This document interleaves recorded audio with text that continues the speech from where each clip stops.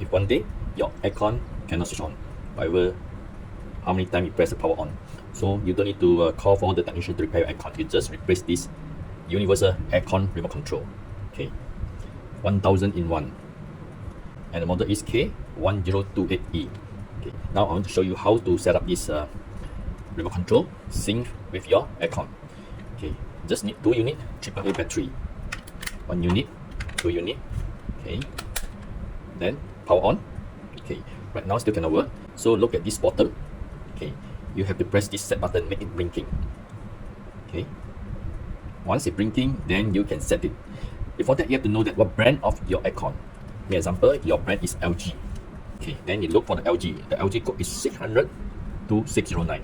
So you just continue pressing this number. So now start again. I press and hold. Okay, okay, wait until it's blinking. Then you only can press this up button to increase the number to 600. When you press and hold, you're running faster.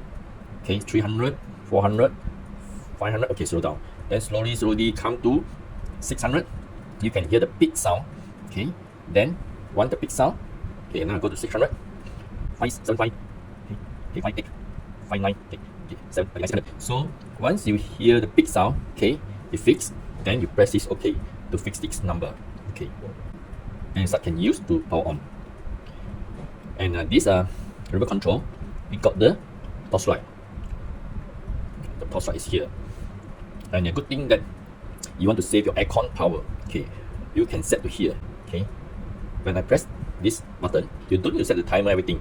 If you want to, when you switch on the power, when you switch on this aircon, and you want your aircon to switch off after 2 hours, you just press 1 and 2. Then the number 2 will come here. You can start